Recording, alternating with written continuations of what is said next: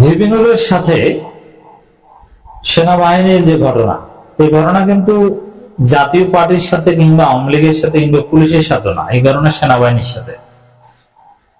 তো জামাতের বিবৃতিতে আর যার বিবৃতিতে সেনাবাহিনীর নাম কেউ উল্লেখ করুক বা না করুক, ঘটনা এইটাই, এই ঘটনা সেনাবাহিনীর সাথে। সেনাবাহিনীর নাম নিতে জামাত যতটাই আনইজি ফিল করুক, এমনকি এনসিপি তো সেনাবাহিনীর নাম নিতে চায় না। অনেক ঝামেলা আছে এখানে, হোয়াটএভার। কিন্তু আমরা যারা দুঃসাহসী, আমরা যারা নিরপেক্ষ, কোন দলের দালালি করি না, জামাত ভুল করলেও গালি দিই। আমাদের কথা স্পষ্ট, ভিপি নুরের উপর যে হামলা, এটা সেনাবাহিনীর সাথে পলিটিক্যাল পার্টির ঝামেলা। জাতীয় পার্টির কোন সক্ষমতা নাই গণ অধিকার পরিষদের সাথে মারামারিতে জড়াবে। এই ঘটনা পূর্ব পরিকল্পিত বলে একটা স্কুল অফ থট আছে। আমি কিন্তু বলছি না যে পূর্ব পরিকল্পিত, এটা হতে পারে। এমনকি গণ অধিকার পরিষদই চেয়েছে যে এরকম ঘটুক, এই ধারণা, এই অ্যানালজি অনেকে করছেন, করতে পারে। আমি কনক্লুশনে আমার ব্যাখ্যাটা দিব।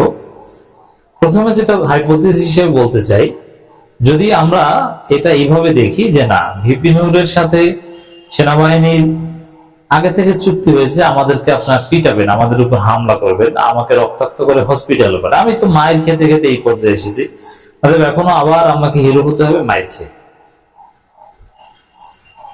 আমাকে মারবেন, এর মাধ্যমে দেশে একটা অস্থিতিশীল পরিস্থিতি তৈরি হবে।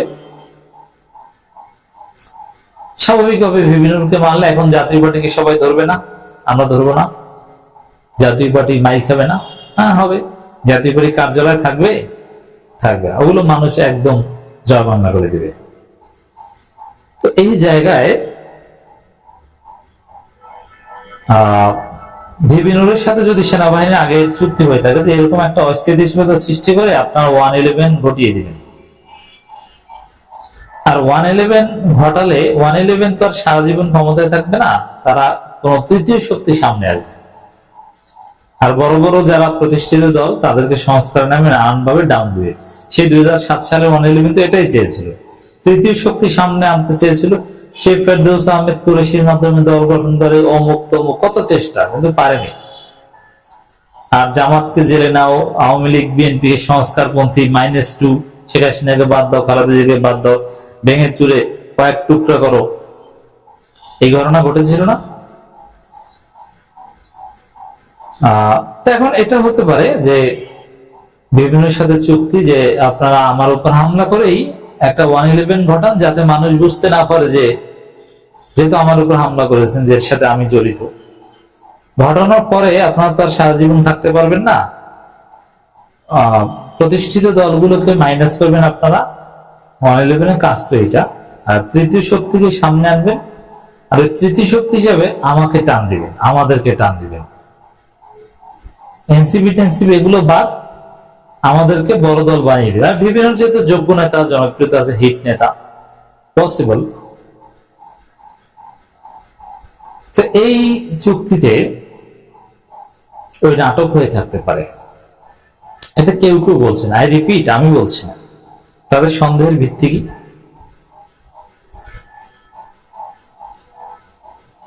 বিজয়নগরে, পল্টনে, জামান টাওয়ারে এই ঝামেলার আগে, এই মারামারির আগে, দর্শক বা যে পার্টি অফিস গণ অধিকার পরিষদের, ওইখানে ঝামেলার মারামারি বেশ আগেই গণ অধিকার পরিষদের সাধারণ সম্পাদক রাশেদ খান, স্নেহের ছোট ভাই, একটা বক্তব্য দিয়েছেন। এটা নিয়ে ইত্তেফাক রিপোর্ট করেছে, দেশে 111 নামিয়ে আনলে লাভটা কিন্তু হাসিনার হবে। মানে 111 আলাপ তিনি আগেই তুলেছেন, 111 হাসিনার লাভ হবে না, 111 বিরুদ্ধে তারা এটা বললেন। আবার ঘটনা যা ঘটেছে ওটা তো 111 আলামত। এইভাবে সমীকরণ করছেন, এক্সক্লুসিভ সমীকরণ, যেটা 111 বিরুদ্ধে তো আগেই বলেছে। আবার ওদের সাথে মারামারির ফলে 111 আসার প্রেক্ষাপট, 111 আসতে বা 111 ঘটে গেছে এরকম বোঝা যায়। এই সরকার একটা নিরুপায়, স্বরাষ্ট্র উপদেষ্টা কোনো খোঁজ নাই। তো এটা থেকে অনেকে হিসাব মিলাচ্ছেন যে এটা আসলে হতে পারে পরিকল্পিত, এবং বিভিন্ন রাজি হয়ে এই মাইর খেয়েছেন যাতে 111 আসে, এবং 111 আসার পরে এনসিপি জামাত এদেরকে বাদ দিয়ে বড় শক্তি বানায় এই গণ অধিকার পরিষদকে। দেখেন, এটা একটা দিক। আবার ভিবিনুর মারাত্মক একটা বেকায়দায় পড়েছিলেন তৌহিদ আফ্রিদি ইস্যু নিয়ে। আমি গোলাম মোল্লা রনিও এদিকে ইঙ্গিত দিয়েছি। ভিবিনুর যে মায়ের খেয়েছেন, গোলাম মোল্লা রনির ব্যাখ্যা হচ্ছে এই মায়েরটা বিএনপি খাওয়াইছে।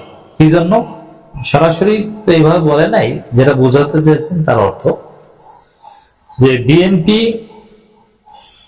মায়ের খাওয়ার ব্যবস্থা করেছে, বিএনপি সেনাবাহিনী কিংবা পুলিশের মধ্যে মায়ের ব্যবস্থা করেছে। কি জন্য? বিএনপি 5 কোটি টাকা চাঁদা চেয়েছিল নাসির উদ্দিন সাথীর কাছে, মানে মাই টিভির যে চেয়ারম্যান তৌহিদ আফ্রিদির বাবা, তার কাছে। তো এটা ফাঁস করে দিয়েছেন ভিবিনুর, যার ফলে ভিবিনুরকে শায়েস্তা করেছে বিএনপি। এইভাবে ব্যাখ্যা করেছে। এমনিতেই ভিবিনুর এই তৌহিদ আফ্রিদি ইস্যু নিয়ে ভালো বেকায়দায় পড়েছে। বিশেষ করে ইলিয়াসের সাথে ঝামেলা করে পারার সক্ষমতা ভিবিনুরের কিছুতেই নাই। ইলিয়াসদের যে সাংবাদিকতা, তাতে যে কোনো রাজনীতিবিদকে একদম জয় বাংলা করে দিতে পারে, সিম্পল হিসাব। সেই জায়গায় ইলিয়াসের সাথে ঝামেলায় জড়িয়ে তৌহিদ আফ্রিদি ইস্যুতে আরো বাংলাদেশে অনেক বড় বড় মিডিয়া কর্তৃক ভিবিনুর ভালো বেকায়দা করেছে। সেখান থেকে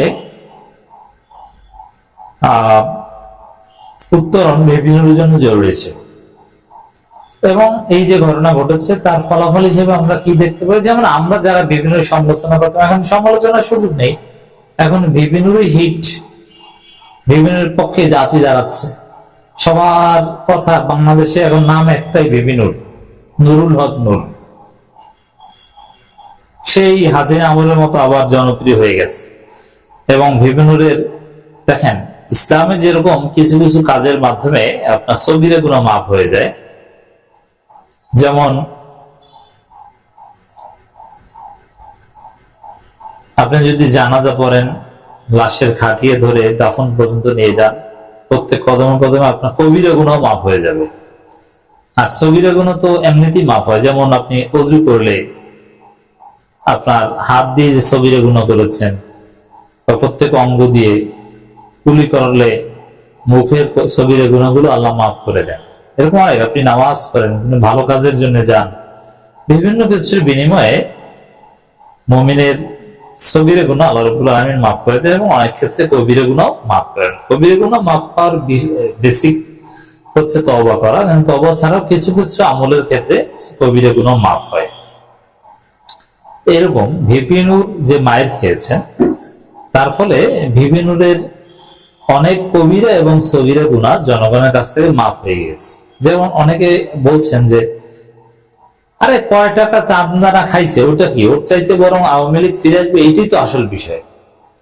আওয়ামী লীগের সেনাবাহিনী, আওয়ামী লীগের পুলিশ ভিবিনুর উপর হামলা করেছে, ও 10 কোটি টাকা চাঁদা চাঁদা তো সবাই খায়, ও খাব না, ওটা আমরা মাফ করে দিলাম। কিন্তু না, এবার ভিবিনুরের পক্ষে দাঁড়িয়ে জাতীয় পার্টিকে উচিত শিক্ষা দিতে হবে, এই কথা অনেকে বলছে। তো এটা একটা অর্জন। এই ঘটনার মাধ্যমে ভিবিনুর তার অনেক অতীতের সগীরা কবিরা গুনাহ মাফ করাতে পেরেছেন জনগণের কাছ থেকে, আবার হিট হয়েছেন। এই জন্য অনেকে বলছেন পরিকল্পিত।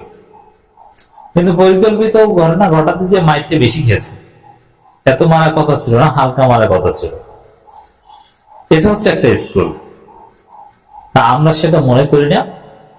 আর পরিকল্পিত হলেও পরিস্থিতি সেই দিকে নাই, আমি কিছুতেই মনে করি না পরিকল্পিত। জাস্ট একটা ব্যাখ্যা, এভাবে ক্রিটিক্যালি একটা বিষয় বিভিন্ন অ্যাঙ্গেল থেকে দেখতে হয়। এই জন্য আপনাদের বোঝানোর জন্য আলোচনাটা করলাম। এগুলোর মাধ্যমে শিখেন যে এভাবেও ঘটনা ঘটে, এরকম নাটক হয়। জনগণ যেহেতু সবাই ঐক্যবদ্ধ হয়েছে, জনগণের কাছে সব হিসাব নিকাশ স্পষ্ট, তবে এখানে কোনো সমীকরণ বা এইসব নাটক পরিকল্পিত বন্দোবস্ত চলবে না। ডাকসু নির্বাচনকে কেন্দ্র করে বিরাট নাটকীয়তা শুরু। আগামী 24 ঘন্টায় আরো অনেক কিছু ঘটবে। ঘটনার সমাপ্তি এখানে নয়। দর্শক, আপনারা জেনে গিয়েছেন অলরেডি যে প্রথমে ডাকসু নির্বাচন স্থগিত করা হয়েছে হাইকোর্টের পক্ষ থেকে। এরপরে আবার চেম্বার জজ আদালত হাইকোর্টের আদেশ স্থগিত করেছে। এর মানে আপাতত ডাকসু নির্বাচনে কোনো বাধা নেই। কিন্তু কি ভেবেছেন এখানে কি শেষ? ঘটনা কি সমাপ্তি? না, আগামীকাল আবার ওরা পিটিশন দায়ের করবে এবং আবারও নতুন স্থগিতাদেশ আসতে পারে। চেম্বার আদালতের স্থগিতাদেশ চূড়ান্ত নয়, এটা ফর দি টাইমিং। এটা নিয়ে আরো ঘটনা ঘটবে সামনে। এটা দেশি বিদেশি বিরাট খেলোয়াড়ের খেলা এবং এটা একটা ফাঁদও বটে। যেরকম স্থগিত করবে বা কোনোভাবে যদি বিচার বিভাগের সাথে, এখন দেখেন আমরা একটা কথা বলি যে এখানে একটা ফাঁদ আছে যে এই বিচার বিভাগের সাথে ছাত্ররা সংঘর্ষে জড়াক, তারপরে খুব সহজভাবে 111 ঘটাক। ওইসব বিচার বিভাগ, এইসব হাইকোর্ট টাইকোর্ট ছাত্রদের দেখিয়ে কোনো লাভ নেই। হাসিনা তো হাইকোর্ট দেখিয়েছিল, ওর বিরুদ্ধেই তো বিপ্লব ঘটেছে। এখন একটা নতুন সংবিধান, রাষ্ট্রের পরিপূর্ণ সংস্কারের আগে এসব হাইকোর্ট দেখিয়ে লাভ নেই। হ্যাঁ, যখন সত্যিকার অর্থে বাংলাদেশ একটা গণতান্ত্রিক প্রতিষ্ঠান, একটা গণতান্ত্রিক বাংলাদেশে উঠবে, ভেঙে পড়া প্রতিষ্ঠানগুলো নতুন ভাবে গড়ে তোলা হবে, তখন কোর্টের প্রতি যে জনগণের অব্লিগেশন এগুলো সব থাকবে। তার আগ পর্যন্ত এখনো তো বাংলাদেশে কোনো সংবিধানই নেই, কোনো নির্দিষ্ট আইন নেই, অনেকটা ক্যাওটিক সিচুয়েশন বলতে পারেন। এই ক্ষেত্রে এইসব হাইকোর্ট দেখিয়ে লাভ নেই। কিন্তু এটা একটা ফাঁদ। এই যে স্থগিত দেশের খেলা, এটা খেলা, এটা মনে করবেন না যে না এটা বিচার বিভাগের স্বাধীনতা। হাইকোর্ট স্থগিত করেছে, আবার চেম্বার জজ আদালত ওটাকে স্টে করেছে, হাইকোর্টের আদেশ স্থগিত করেছে। বিচার বিভাগ স্বাধীন। এটা স্বাধীন পরাধীনে কোনো খেলা না, এটা হচ্ছে জাতীয় এবং আন্তর্জাতিক খেলা। এখানে ইউরোপ আমেরিকা জড়িত, ভারত জড়িত। এখানে আওয়ামী লীগের কাছে এসালমের যে 2500 কোটি টাকা ইনভেস্টমেন্ট সেটা জড়িত। এই যে চেম্বার জজ, বাংলাদেশ কি এখন পর্যন্ত সংস্কার হয়েছে? কিছুই হয়নি। এই যে চেম্বার জজ, এটা তো রাষ্ট্রপক্ষের একটা ইনস্ট্রুমেন্ট, এটা কে না জানে। একথা বলে মাহমুদুর রহমানকে জেল খাটতে হয়েছে। তো চেম্বার জজ ওটা রাষ্ট্রপক্ষের একটা হাতিয়ার স্টিল নাও। এখন এই যে ডাকসু নির্বাচন স্থগিতের আদেশ, এটা কিন্তু সরকার চায় না। সরকার চায় ডাকসু নির্বাচন হোক এবং ঢাকা বিশ্ববিদ্যালয়ের প্রশাসনও চায় ডাকসু নির্বাচন হোক। তো এখানে এখন সরকারের ক্ষমতা ব্যবহার করে তারা চেম্বার জজের মাধ্যমে খুব দ্রুত সময়ের মধ্যে এটা স্থগিত করিয়েছে। নইলে আজকে রাতের মধ্যেই কোন একটা অঘটন ঘটতো। সরকার টাইমলি ডিল করেছে। কিন্তু এখানে নাটক শেষ না, আবার পিটিশন দায়ের করা হবে। এই জন্য যেটা জরুরি, এই পিটিশন কে দায়ের করেছে, কারা দায়ের করেছে, তথ্য বের হয়ে এসেছে। এর পেছনে আওয়ামী লীগ শাহবাগীরা ছিল এবং ভারত নানান গোষ্ঠী আছে এবং সুনির্দিষ্ট ঢাকা বিশ্ববিদ্যালয়ে আওয়ামীপন্থী একাধিক শিক্ষকের সাথে জড়িত। তো ওদেরকে ধরলেই হয় যে ফাইজলামি শুরু করেছে, এইসব রিট গ্রহণ করা উচিত না।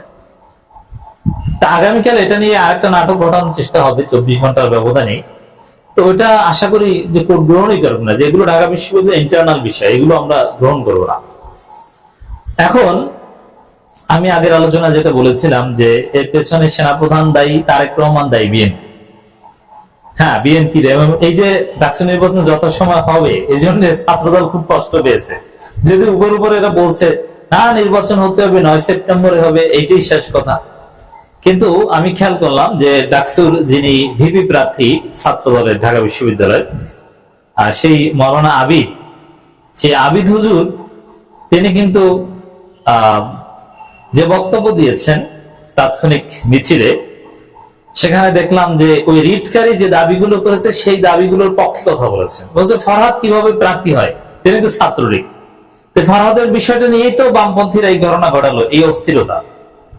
মানে আসলে এর সাথে বিএনপি জড়িত, লন্ডন জড়িত। আমি তো আগেই বলেছি যে ছাত্রদল গোহারা হারবে, এটা সবাই জানে, এই কারণে এরা নির্বাচন চায় না।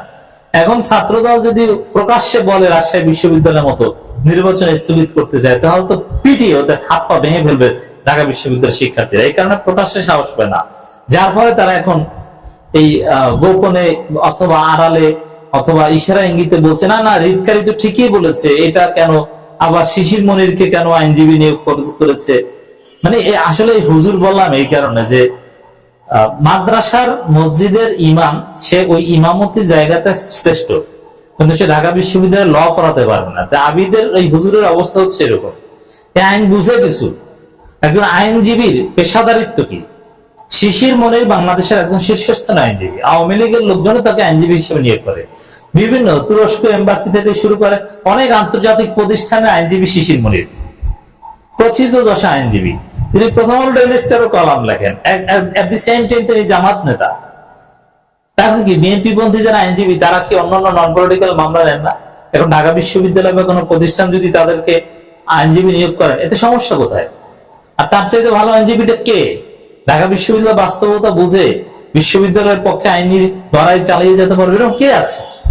তো এটা নিয়ে আপত্তি করছে, মানে খুব কষ্ট পেয়েছে ছাত্রদল, তারেক রহমান, যে একটা খেলা শুরু হলো, নির্বাচনটা স্থগিত করিয়েছিলাম না, সে নির্বাচন হবে, আমাদেরকেও বলতে হচ্ছে, খুব কষ্ট হচ্ছে বলতে, না না 9 সেপ্টেম্বরে নির্বাচন হবে, এটা ছাত্রদল বলছে। কি যে কষ্ট হচ্ছে তাদের, মুখ থেকে বের হয় না। কারণ আসলে ওদের স্বপ্নভঙ্গ হয়েছে, ওদের স্বপ্ন ছিল নির্বাচন স্থগিত করা। তো দর্শক, এতে উল্টা ফল হলো জামাত শিবিরের বিজয়। তো এখানে শিশির মনির হিট হয়ে গেল, যেমন হাইকোর্টের আদেশ স্থগিত করেছে মাননীয় চেম্বার জজ আদালত, আলহামদুলিল্লাহ। এটা শিশির মনির ফেসবুক পোস্ট, ওইটা থেকে সব গণমাধ্যম রিপোর্ট করেছে। এখন শিশির মনির হিট, এবং এই ঘটনাটা ঘটেছিল কিন্তু ঢাকা বিশ্ববিদ্যালয় শিবিরের সভাপতি এস এম ফরহাদের প্রার্থিতা বাতিল করানোর প্রক্রিয়ার অংশ হিসেবে। আসলে ফরহাদের এতদিন কেন করা হয় অনেক প্রশ্ন থাকে। ফরহাদের প্রার্থিতা বাতিল এটাও মুখ্য নয়, মুখ্য হচ্ছে ওরা নির্বাচন বানচাল করতে চায়, এবং এই হাইকোর্ট জানতে চায় কি কোন প্রক্রিয়ায় কি মনোনয়ন গ্রহণ করা হলো ইত্যাদি ইত্যাদি অনেক বিষয় আছে। এখন এইসব জায়গায় ফরহাদ তো উল্টা হিট হয়ে গেল।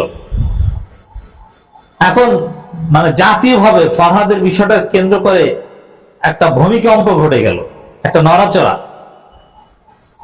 নিশ্চয়ই কি হলো, ফরহাদের প্রচারণা হয়ে গেল। কি মনে করেন এই হাইকোর্ট যদি এখন এই হাইকোর্টের রায়ের বিরুদ্ধে জনগণের যে প্রতিক্রিয়া, যেটা দেখে সরকার তড়িৎ চেম্বার জজের মাধ্যমে স্থগিত করিয়েছে, এখন এই হাইকোর্টের মাধ্যমে যদি ফরহাদের প্রার্থিতা স্থগিত করানো হয়, তাহলে হাইকোর্টের ইটের দেয়াল একটা থাকবে। কি মনে করেন? এই হাইকোর্ট তো আজকের ঘটনায় ধরা পড়ে গেছে। বিশ্ববিদ্যালয়ের শিক্ষার্থীদের বিষয়ে তারা কথা বলতে গেলেই চেঁচা খাবে। তাদেরকে বলতে হবে আবার যদি কোনো পিটিশন দায়ের করা হয় বা ইত্যাদি ইত্যাদি, কথা একটাই যে এটা ঢাকা বিশ্ববিদ্যালয়ের বিষয়, এ বিষয়ে আমাদের কোন রিট গ্রহণ করা বা এগুলো কিছু করে না, রিট খারিজ, একমাত্র সমাধান এইটা। তাহলে ফরহাদের প্রার্থীরা তো ঢাকা বিশ্ববিদ্যালয় কর্তৃপক্ষ যাচাই বাছাই করে গ্রহণ করেছে, ফাইনালাইজ করেছে, এবং অন্য সবাই যারা আছে সবাই মেনে নিয়েছে, ছাত্রদল থেকে শুরু। এখন ছাত্রদল যতই ওই বাম নেত্রীর সুরে কথা বলুক, যতই বলুক লাভ নেই, সবাই ফরহাদের সাথে কাঁধে কাঁধ মিলিয়ে প্রচারণা চালিয়েছে, তাকে পার্টনার হিসেবে গ্রহণ করেছে। আর ঢাকা বিশ্ববিদ্যালয়ের সবচেয়ে বড় ছাত্র সংগঠনের সভাপতি তার প্রার্থিতা বাতিল করবে, এটা কি ফাইজলামি কথা? এটা কে না বোঝে যে ফরহাদ কখনো ছাত্রলীগ করেনি। আর হলে থাকতে কৌশলের অংশ হিসেবে ছাত্রলীগের মিছিলে মোরাললেস সবাই গিয়েছে, ছাত্রদলের সব নেতারা গিয়েছে। বরং ছাত্রলীগের মধ্যে শিবির লুকিয়ে ছিল বলেই ছাত্রলীগের পতন সম্ভব হয়েছে। এটা নিয়ে অপরাজনীতি করার তো কিছু নাই। তো দর্শক, জামাত শিবির একটা বিরাট বিজয়। এখন একটা বিএনপি একটা কঠিন ধরা খেলো, খুব কষ্ট হচ্ছে ছাত্রদলের ছেলেদের এটা